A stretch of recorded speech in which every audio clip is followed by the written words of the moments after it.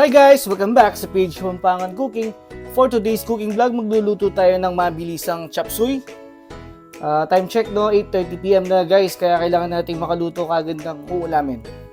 Okay, simulan na natin. Siyempre, once na mainit na yung mantika, lagyan na natin itong bawang.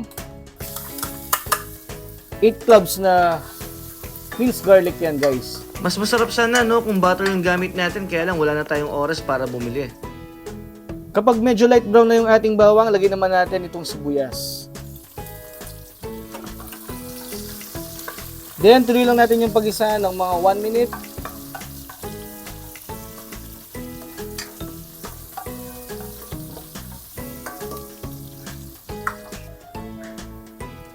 After 1 minute, lagyan na natin yung ating sahog. Ayan, 3/4 kg na atin ng manok yan guys.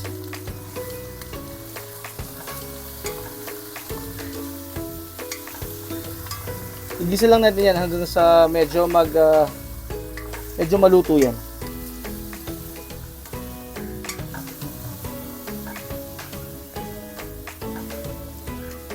Ayan.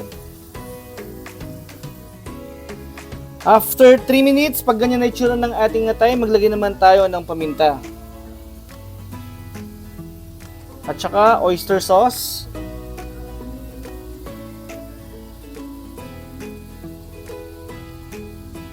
Guys, mga 2 sandok yung nilagay ko, no?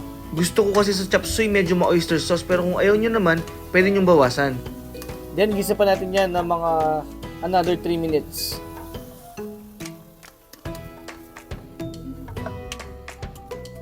Ayan.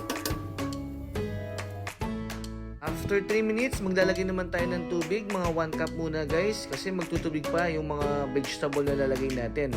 Then, haluin lang natin yan at antayin natin kumulo yan. Ayan. Okay, once na kumulo na, lagyan na natin. Una nating ilalagay yung gulay na medyo matagal lumambot, gaya nitong carrots. Tsaka itong ating sayote. Then, haluin lang ulit natin. Lubog-lubog lang natin yung ating gulay.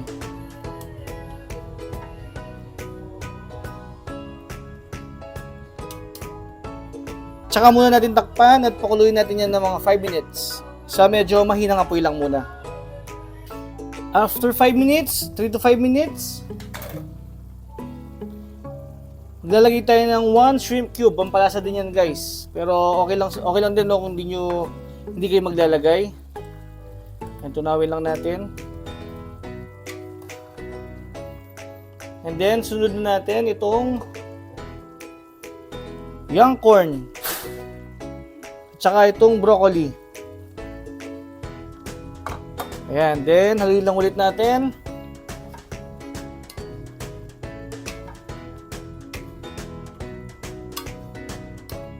Tsaka natin ulit takpan. Tatahiya lang natin maluto yan ng mga 3 to 5 minutes ulit. After 3 minutes, tikman naman natin siya para may adjust na natin yung lasa.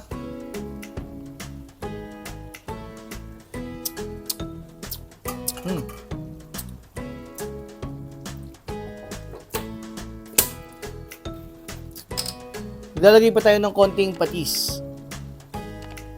Yan, mga 1 sandok guys. Yan. Then, lagyan na natin itong yung natirang shrimp sa ref guys. Lagyan na natin. Yan, kung may budget kayo, no, mas masarap kung merong shrimp. Kung nagtitipid naman kayo, huwag na kayo maglagay. Labugin natin para mas paluto siya. And then, isunod natin yung bell pepper. At saka yung last na gulay natin, itong repolyo. Yan. Then, haluin lang ulit natin.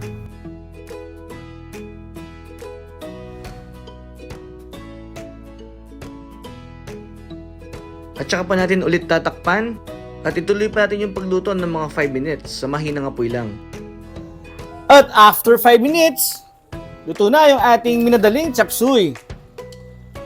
And guys, kung umabot kayo sa part ng video na to, maraming salamat sa inyong panonood. At kung hindi pa kayo nakasubscribe, mag-subscribe na rin kayo. Pakiclick nyo na rin yung notification bell para ma-update kayo sa mga susunod pa nating video gaya nito. Okay guys, hanggang sa muli. Bye!